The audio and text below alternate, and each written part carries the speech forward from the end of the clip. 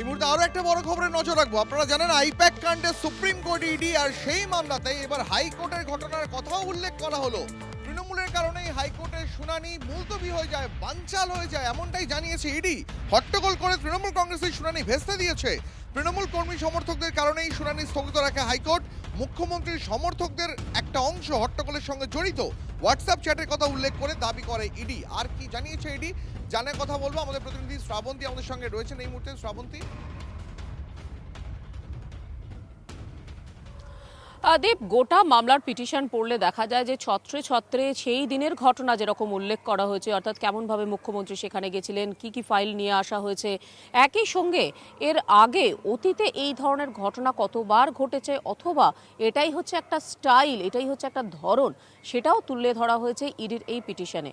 উল্লেখ করা হয়েছে একেবারে শেষবার ঘটে যাওয়া গত শুক্রবার যেরকমটা ঘটনা ঘটেছিল, একেবারে নাটকীয়ভাবে বিচারপতি বারবার বলছেন এজলাস খালি করতে হবে, এবং তারপর তিনি একটা সময় বিরক্ত হয়ে উঠে চলে গিয়ে জাজমেন্ট দেন যে পরবর্তী সময় 14 তারিখের আগে এই মামলা শুনানি সম্ভব হচ্ছে না। সেই ঘটনাটিকেও ছাড়েনি ইডি, সেই ঘটনাটিকেও উল্লেখ করা হয়েছে এবং সেখানে বলা হয়েছে যেটা মুখ্যমন্ত্রীর সমর্থকরা তারা ইচ্ছে করেই হইহট্টগোল করবেন বলে এবং আদালতের যে গোটা কর্মকাণ্ড সেটাকে বাধা দেবেন বলেই ইচ্ছে করেই আগে থেকে তারা ওখানে উপস্থিত হয়েছিলেন, এবং এর স্বরূপে যে এভিডেন্স দেওয়ার কথা সেটাতে তারা একটি হোয়াটসঅ্যাপ চ্যাটের কথা বলছেন, যে চ্যাটটি তৃণমূল কংগ্রেসের একজন কনভেনার যিনি সেদিনকে একই সঙ্গে, যেহেতু মুখ্যমন্ত্রীর একটি মিছিল ছিল, সেই মুখ্যমন্ত্রীর মিছিলের জন্য বিএটে আহ্বায়ক হিসেবে তিনি বারবার অন্য আইনজীবী ছিলেন তাদেরকে ডেকেছিলেন।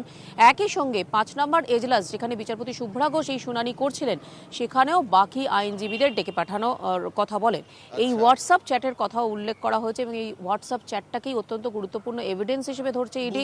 গোটা মামলা শ্রাবন্তী আমাদের সঙ্গে থাকা এই মুহূর্তে তৃণমূল কংগ্রেস নেতা আইনজীবী বৈশ্বনাথ চট্টোপাধ্যায় আমাদের সঙ্গে রয়েছেন। বৈশ্বনাথ বাবু, ইডি সুপ্রিম কোর্টেও কিন্তু হাইকোর্টের ঘটনার কথা উল্লেখ করলো, যেখানে একেবারে ক্যাটেগরিক্যালি একটি হোয়াটসঅ্যাপ চ্যাটের কথা উল্লেখ করে ইডি জানিয়েছে যে তৃণমূল কংগ্রেস একেবারে জেনে বুঝে পরিকল্পনা করেই শুনানি ভেস্তে দিয়েছে। আপনার প্রতিক্রিয়া?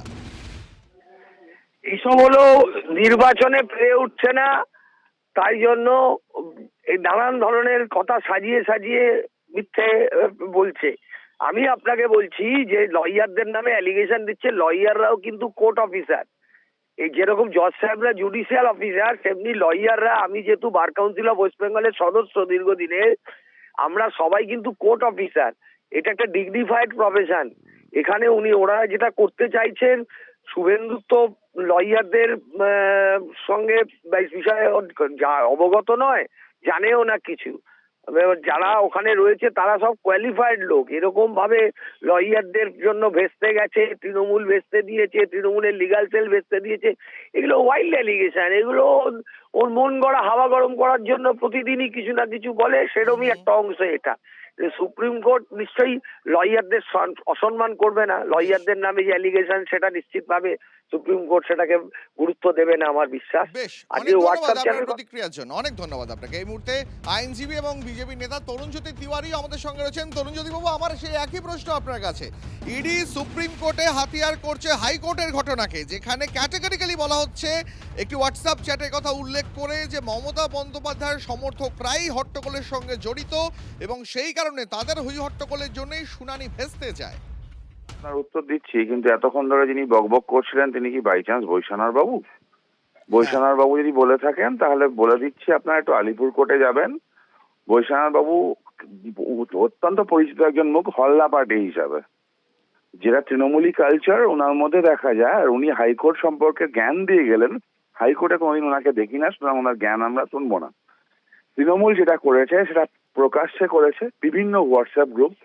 একটা আমাদের কাছে কিছু এসছে ক্রিমিনাল প্যানেল, সেখানে সার্কুলেট করা হয়েছে। লিগ্যাল ইউজ বলে কিছু গ্রুপ আছে, সেখানে সার্কুলেট করা হয়েছে যে এই সময় আছে, মামলা চলে আসো।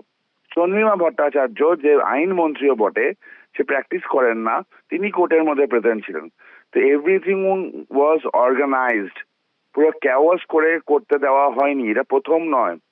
বিচারপতি রাজাশেখর মান্থার সাথে এরকম হয়েছে, প্রাক্তন বিচারপতি বিশ্বজিৎ বাসুর সাথে এরকম হয়েছে, প্রাক্তন বিচারপতি অভিজিৎ গঙ্গোপাধ্যায়ের সাথে এরকম হয়েছে, এবং তারও আগে জাস্টিস সমাপ্তি চট্টোপাধ্যায়ের সাথে এরকম হয়েছে। তৃণমূলী কালচার এটা। বৈশ্বনাথ বাবু যে কথাগুলো বলছেন, আলিপুর কোর্টে দুপুরবেলা প্রত্যেক দিন উনি এটাই করেন। কোর্টে মামলা করেন না, হল্লাগিরি করেন। লয়ারদের অসম্মানের কথা কেউ বলছে না। লয়ার মানে we to talk about practising lawyer, যারা আইনকে সম্মান করে, যারা কোর্টে কেওয়াস করে, তাদেরকে আইনজীবী বলতে আমার বাঁধে।